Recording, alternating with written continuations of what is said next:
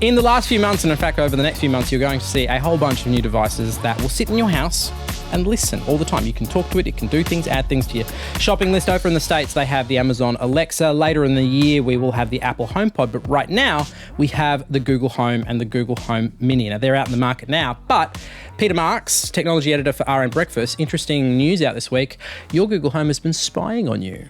Yes, so I was lucky enough to be at the Google event in San Francisco recently, where they released a bunch of made-for-Google products. It looks like a rock. So this is the Google Home Mini that you're holding in your hand right now. Yeah, so this is an update to the version of Google Home that came out a year ago, and it's like a little round puck about hand size. Nice, clean design with a cloth top and an orange bottom.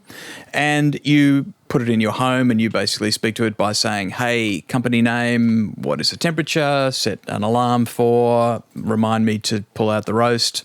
The big question in people's minds is, I've got a device with a microphone in it and I'm putting it in my home and it's going to be connected to the internet. Yep. Is there any risk, any possibility that this will somehow be spying on me or be hacked to spy on me? These devices have a touch-sensitive top. The middle is kind of listen to me now when you hold it down, so you don't have to say, hey, company name. On one side, there's volume down on volume up on the other side, so it's sort of tap. Now, it turns out that these early versions of it, which were given out to press, have a bug with some of them where the tap sensor falsely goes off randomly, and what happens then is it thinks it's been triggered, so it records audio and uploads it. And some journalists noticed that when they went to their Google history, and there's a place you can go in Google and see all of the things you've interacted with Google about, that some of the conversations they'd had in the house were appearing in their history, and they reported it. And yes, Google announced, yes, that's true, there was a bug, and they've fixed it. So I guess my concern with this is that if this is a bug, and look, they caught it, they handled it quite well by all accounts, this is exactly the sort of thing that people are afraid of, right? And this is exactly the sort of thing that makes people uncomfortable with having one of these devices. And this is not the only one in the market. No. Amazon's got some with cameras in them, for example, and they suggest putting them in your bedroom. Yeah, and I guess the question I have here is, what sort of concerns should people have when they put these things in their house, if any? Because some of this stuff is, we're changing the bounds of what we find to be acceptable in our lives, right? As we did with every major technological iteration. And I just wonder about how you think this changes, I guess, our culture, the way we interact with technology. Are we now okay with something that's permanently listening? It's a deal with the devil. You are giving up some privacy to have all of your information going up into the cloud, but on the other hand, Google can do a lot of things for us. It's very good at ranking the sites that we see to follow our interests because it knows other sites that we've looked at. They know when you do a search that the first item was the one that you clicked and you never came back to the search again. So they do learn what your interests are. So searches get better. All of the things get better when you're typing emails. They can look in your contacts, all of that kind of thing. So it is a trade-off.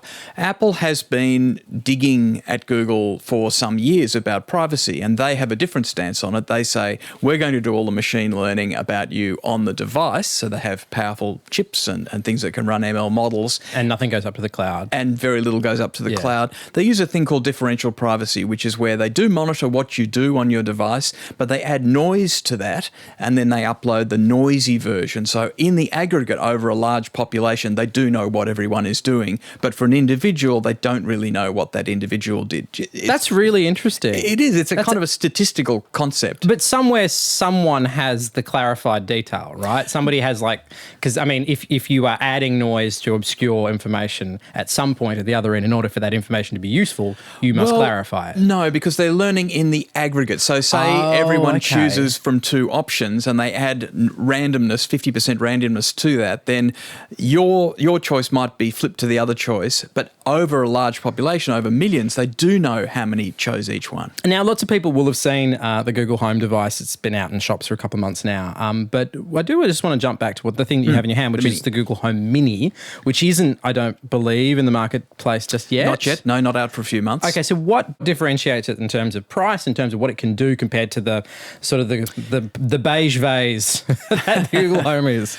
So the kind of things that this is useful for are things that you might have done manually, like setting your alarm clock. It can do things like playing music. Now, it's not a great speaker. It's a kind of a voice quality speaker. It's worse than the Google Home, the taller device. I was going to say, but it's a lot less imposing. I mean, not to say that the Google Home is terribly imposing, but this feels very, very unassuming. I mean, you're not going to notice this walking into a house. Google Home, as you said, is a bit like a vase, and that goes well in the kitchen, and this one really goes well at the bedside. As with all pieces of technology that demand a bit of your privacy, I come down to, does the added convenience outweigh the fact that it was kind of spying on you for a couple of weeks? Well, yeah. Now, look, they handled it pretty well. It was 3 days from when they had handed them out that they had fixed the problem. So it does sound like it was an innocent mistake. But as you said, it's kind of the nightmare scenario. It's the worst possible thing to happen at the launch of it. I mean, we're talking about it now. And I'm sure this device will be, unfortunately, remembered for that slip up. But, it's I'm constantly surprised at how much these sort of slip ups get forgotten when something actually hits the market, though. Yeah, and there've been, many, many worse. Some of the Chinese webcams and things like that, which there's actual whole websites that show all of the ones that are openly available to the whole world. You can catch this on the podcast. To download this show, it is available now on any good podcasting app, even the bad ones, frankly. Also, the brand new ABC Radio app, ABC Listen. We'll see you there.